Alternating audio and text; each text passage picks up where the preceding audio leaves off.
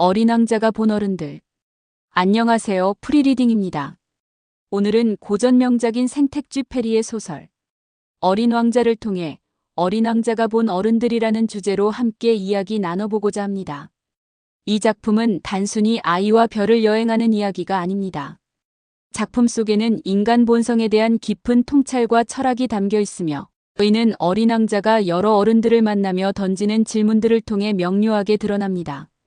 책 속 예들을 바탕으로 오늘날 현대 사회에서도 찾아볼 수 있는 어른들의 모습을 연결하여 그 의미를 더욱 풍부하게 살펴보겠습니다.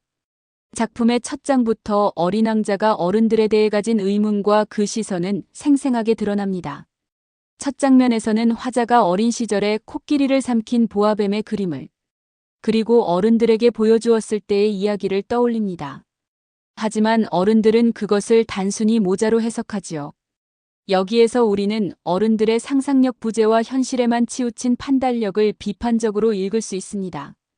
어린 왕자는 어른들의 이러한 특징을 어른들은 눈앞에 보이는 것만 보고 생각하며 상상하지 않는다고 정리합니다. 현대 사회로 시선을 돌려보면 지금의 우리 어른들도 여전히 이러한 특징을 쉽게 발견할 수 있습니다. 아이들이 독창적이고 기발한 생각을 할 때 우리는 종종 그것을 실현 불가능하다며 현실 논리로 제안하곤 합니다. 예술가나 창의적인 사고를 요하는 직업군 외에도 우리는 아이디어 대신 실용적인 문제 해결만을 기준으로 판단하는 경우가 많습니다.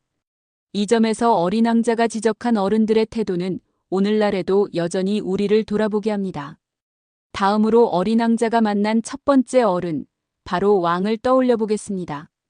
왕은 자신을 절대 권력자로 내세우며 모든 것을 통제하려 하지만 그 명령들이 터무니없거나 어리석기까지 합니다. 그는 어린 왕자가 하품을 하자 이를 명령으로 받아들여야만 한다고 말합니다. 어린 왕자는 이에 의문을 품으며 질문을 던지죠.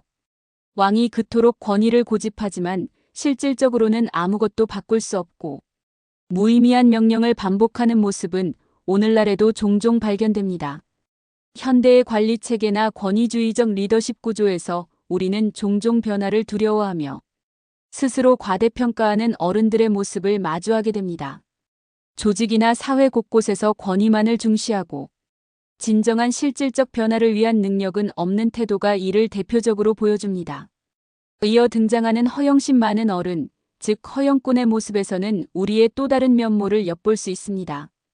허영꾼은 자신을 칭찬하고 박수를 쳐주는 것에만 관심이 있죠. 그는 타인의 진심이나 상황은 전혀 고려하지 않은 채 오직 자기 만족을 위해 행동합니다. 이런 모습은 현대사회에서 자기중심적인 삶, 더 나아가 SNS 같은 가상 공간에서 좋아요와 관심을 얻기 위해 행동하는 사람들의 모습과 매우 흡사합니다.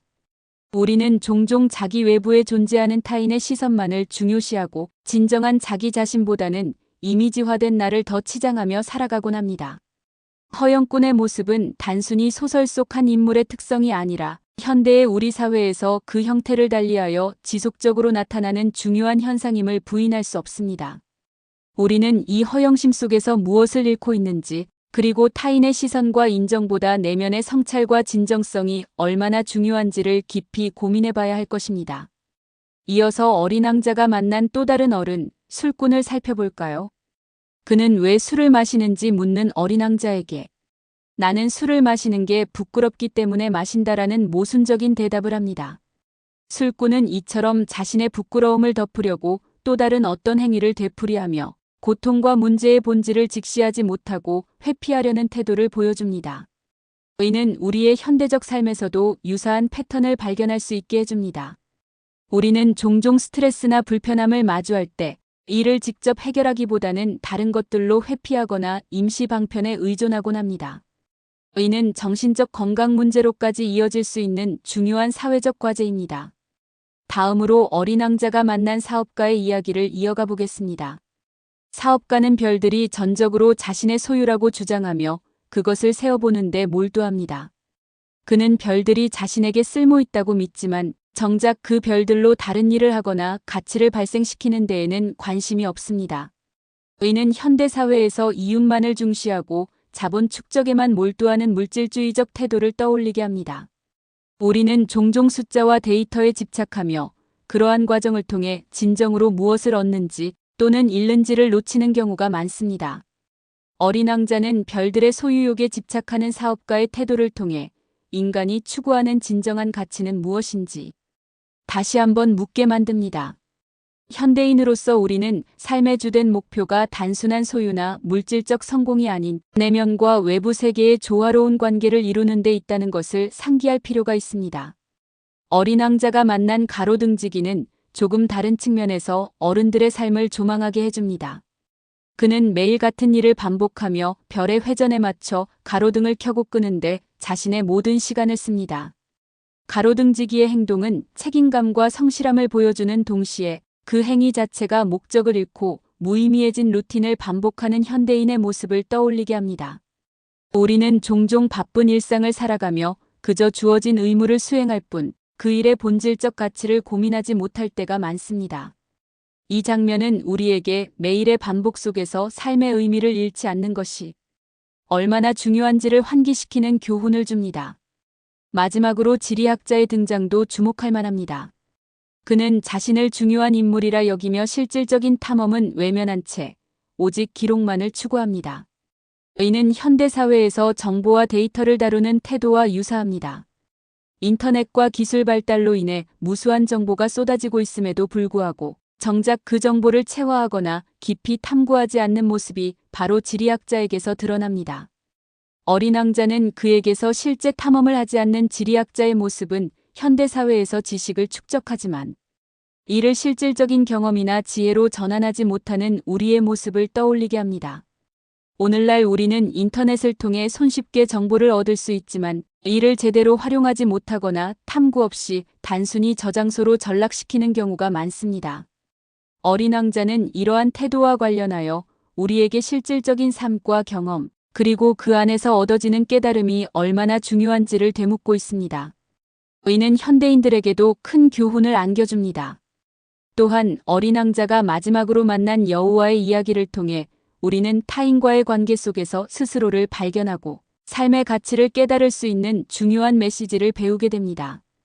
여호와의 이야기를 통해 어린 왕자는 장미를 가꾸며 정성을 들이는 과정을 통해 진정한 외로움의 의미와 관계의 본질을 깨닫습니다.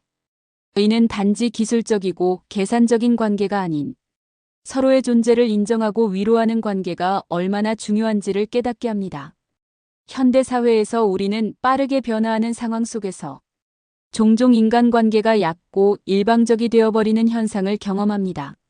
하지만 어린 왕자의 태도는 우리가 상호 존중과 애정을 바탕으로 관계를 맺을 때 그 관계가 진정한 삶의 가치를 이루는 근원이 될 수 있음을 상기시킵니다.